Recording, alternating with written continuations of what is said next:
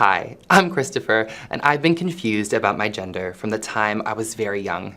Or rather, everyone else has been confused about my gender from the time I was very young. For the most part, I've blithely ignored other people's curiosity, choosing to be myself and let the chips fall where they may, though that attitude has not been without its setbacks. The older I get, however, the more people expect me to choose a label, to finally take up a cause and identify myself. That's most recently been demonstrated right here at the Rotman School of Management in my MBA program. Since starting, I've been confronted by a horde of well-meaning future business leaders who are eager to know how to act around and how to treat gender non-conforming people. You know, what does it mean when I wear women's clothing? What does it mean when I have makeup on? What does it mean when I subvert the lines of what it means to be a man, or when I don't even follow the rules of being gay? So today, I've partnered with the Institute for Gender and the Economy, or GATE for short, to demystify gender nonconformity and talk about how we can all do better. And what better place is there to start than by asking, what is gender anyway? And we'll use me as a small illustrative case study. Now, this is a really tough question, much harder to answer than many of you might think. Although there are so many ways we can think of gender across cultures, geographies, and time, Harvard's Women's Center outlines a common three-pronged framework.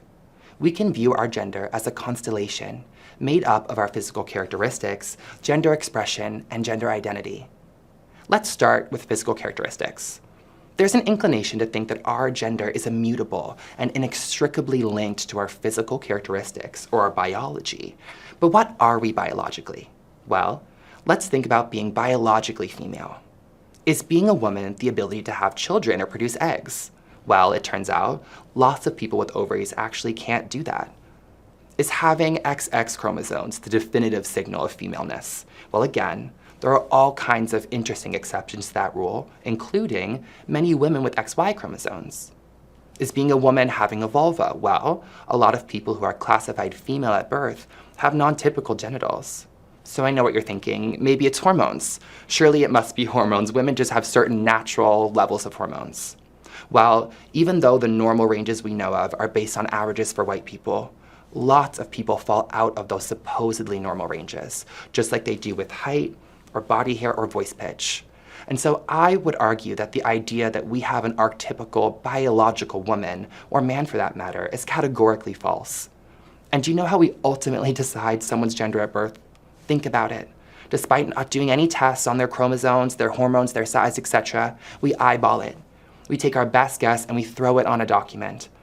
In a lot of sad cases, we see exceptions to physical indications of gender and make them conform far before people are given a chance to make their own choices. Intersex individuals, who are a staggering 1 in 1,500 people, have physical characteristics that are not clearly male or female at birth. They are subject to non-consensual sexual reassignment, hidden medical records, and lies at a massive scale. Take a look. Immediately after birth, my parents were told that some tests needed to be done. My mom had a amniocentesis, and they said it was a foolproof test, so they knew that she was having a boy. When I came out, they were like, oh, our bad, you had a girl. I've learned from my mother, everyone in the room fell silent. She asked to see her baby and they wouldn't show her, and then she asked what's wrong and they wouldn't say, and for 3 days they sedated her. My parents were told that they couldn't tell what sex I was and that they should just take me home, dress me in yellow and green, give me a nickname, and wait to see. Intersex refers to a person whose body is not the standard male or the standard female type. The term encompasses over 30 different conditions that all originate prenatally during a fetus's sexual development. Intersex may refer to someone having genitals that are in between male and female. Or it might mean that somebody looks male on the outside, but on the inside is mostly female, or vice versa. Now, this project isn't about intersex people per se, and I implore you to do more research because their marginalization is shockingly underexplored. But this tie-in is meant to suggest that our biology has always been outside the bounds of a binary. Now in my case, I don't have a lot of body hair, but I am tall and strong, and although most people on the phone do think I'm a woman, I think my physical characteristics fall into the male category, but let's keep going with our framework and think about gender expression. Now, what is gender expression? Well, there are a ton of ways that we express our gender, and one of those ways is through our interests. When I was growing up, I was a ballerina, an incredible tea party host, a singer, a skip it and double dutch champion, and the best hair braider west of St. John's. For a lot of people, kids and adults included, this gender expansive behavior was distressing. At this time, I was constantly told two things. One, that I was not and would never be a girl, so why was I acting like one? And two, the other thing that I was told incessantly was that what I liked to do was not what boys should like to do. Think about these circumstances and the choices a child like me would have. I'm definitely not a girl, but liking what I know I like shouldn't be possible as a boy. Maybe you can see how one might begin to think, well, darn, maybe my box isn't on the list. But there are other ways we express our gender besides interests. There's also style and appearance. Think about drag, think about cross-dressing, androgyny, think about tomboys and sissies. We have a million words to describe gender expression, rule breakers. So many of us don't express in a typical way. When I was 15 years old, I started growing my hair out longer. I started wearing makeup and clothes from the women's section. My gender expression changed, even though my biology didn't. And it's funny because a lot of the same people who said that I was, definitely a boy started to ask me if I was a girl or if I wanted to be a girl. And I remember thinking, wait a minute, you told me that wasn't an option.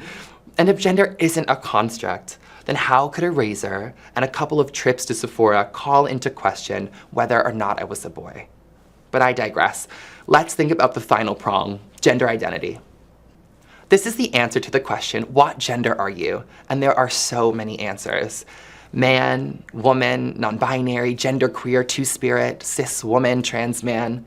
Now don't panic, but this is where pronouns come in, and I say don't panic because pronoun discourse has a lot of the characteristics of what is known as a moral panic. Things that are weaponized in politics and media without any actual cause. People are taught that there are armies of ultra-liberals who are coming to force them to use obscure neopronouns, when there is no evidence to support that this happens to anyone almost ever. All anyone ever wants is to be and feel respected. And if your physical characteristics, gender expression, and gender identity are something that you've never had to question, congratulations. But remember that empathy is being able to imagine circumstances outside of those you've experienced personally. Please try to understand that for so many people, picking between boy and girl has never felt like a fair choice, especially for someone like me who was always told I was really bad at being a boy.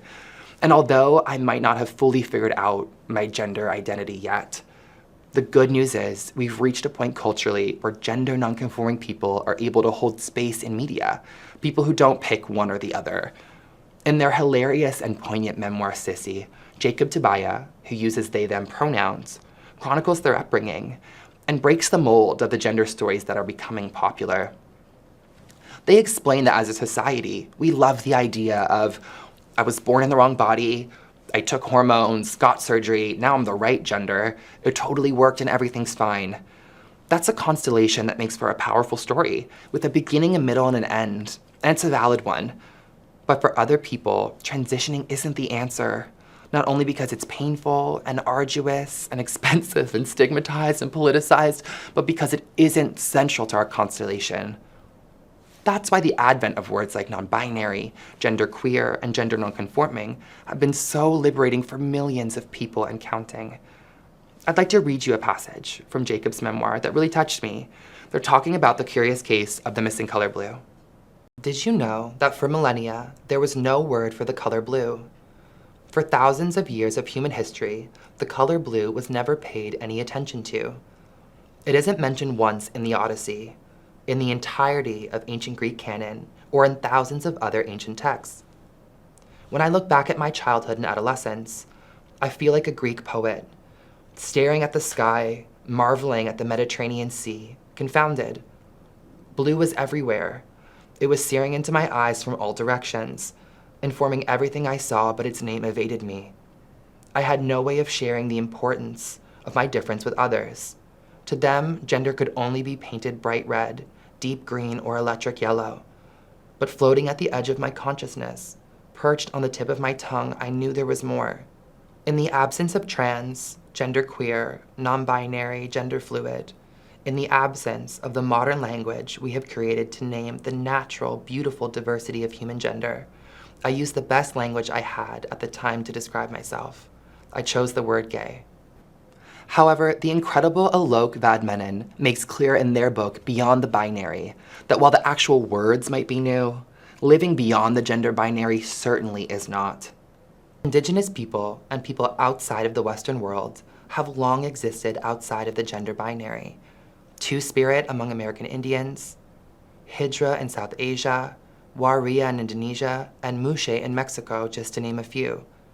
In many of these societies, people living outside the binary were, and continue to be, recognized as leaders. It's not that these people do not exist.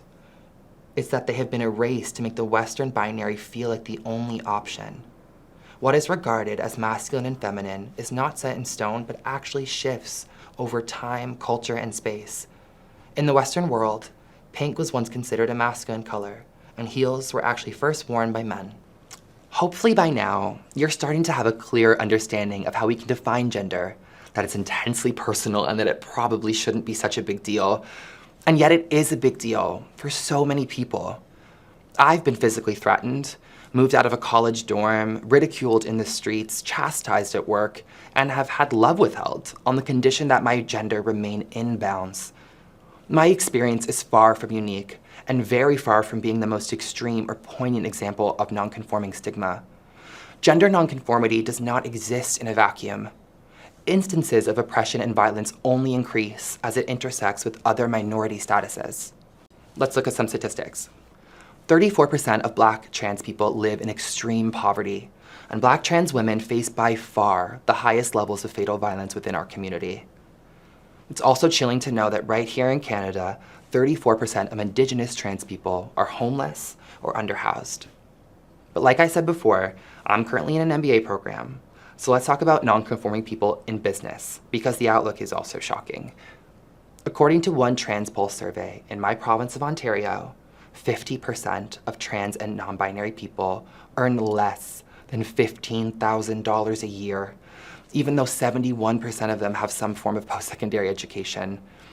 The unemployment rate for trans and non-binary people is 20%, more than double the provincial average. What's more, over 30% of trans and non-binary people report experiencing harassment, mistreatment, or discrimination on the job. With numbers like these, one would hope that our future business leaders are completely equipped to usher in a new era of protections, equality, education, and understanding for what is a growing and underserved population. And so I asked them, the future business leaders that is. I surveyed MBA students from world-leading institutions to gauge their sentiments, level of understanding, and willingness to learn re-gender nonconformity. Now, I can't guarantee these people will go on to be influential in their respective fields, but 37% of North America's CEOs have an MBA degree. And if you look at just the United States, that number increases to 66%. So presumably, these people are going to carry some weight. Let's look at the results. So of my 102 completed surveys, 46% of respondents were women and 54% were men. Notably, there were no trans respondents, but someone can be quoted as saying, "I am a man, but I hate it." I also had 2 gender nonconforming respondents, which is pleasant. Of course, one was me testing the survey, and the other is being excluded, so we can really focus on the sentiments of people who are secure in their cis identity. In my data, I was delighted to see that 53% of respondents reported personally knowing someone who is gender nonconforming. That number increased to 88% when asked if they knew of a gender nonconforming person in media, like modeling, TV, film, or TikTok. When asked to self-rate their comfort level when communicating with gender nonconforming people on a 5-point scale, with 1 being not at all comfortable and 5 being extremely comfortable, the majority of people rated themselves as 4 or higher. However, on another self-reported 5-point scale, the vast majority of respondents reported having low levels of knowledge on gender nonconformity. Now this makes sense because we also learned that 75% of them have never had any training on these topics. Perhaps most disappointing though, is the fact that 41% of my lovely peers said they would not be likely to participate in gender training on topics related to understanding non-conforming people. Now that's all for my survey results. But armed with a rudimentary understanding of statistics, I set out to discover if there were statistically significant relationships among the ways in which people answered my questions. And I found some predictable but interesting results. To begin, I couldn't find any statistically significant differences between the answers of men and women. But there were some significant variables that affect someone's self-reported comfort level around gender nonconforming people. Holding all else constant, a higher self-reported knowledge rating and a higher self-reported willingness to participate in learning are associated with higher comfort ratings at 1% significant levels. That is to say, the more you know at a baseline and the more you're willing to learn, the more comfortable you tend to be around gender nonconforming people. The next relationship I wanted to investigate briefly was that low willingness to learn or participate in training and what factors affect that willingness. Holding all else constant, knowing a gender nonconforming person personally and higher self-reported comfort levels are associated with a higher willingness to learn at 5% significant levels. Said in another way, when people know a gender nonconforming person personally or feel more comfortable around them, they are more willing to participate in learning. This poses a quasi-chicken and egg issue about not wanting to learn until you're comfortable and not being comfortable until you learn. But what does this all mean? And again, why does it matter?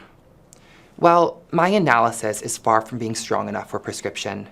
But what I do know is that if we're going to improve those abysmal statistics we saw earlier, people in charge need to be willing to learn and understand those who exist in small numbers.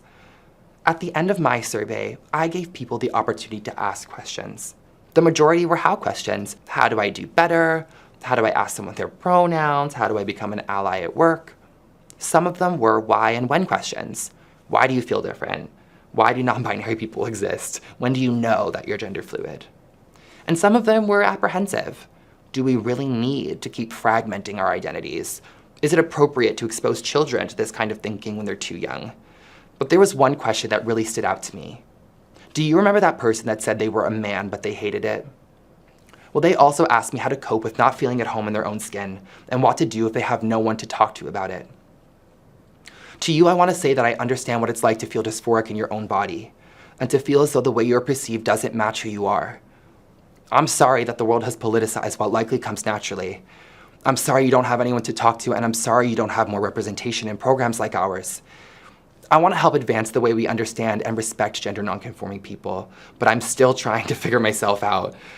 I'm committing now, though, to becoming a champion for these issues in my professional life and beyond. In the meantime, though, I've created a place for you to start your own journey.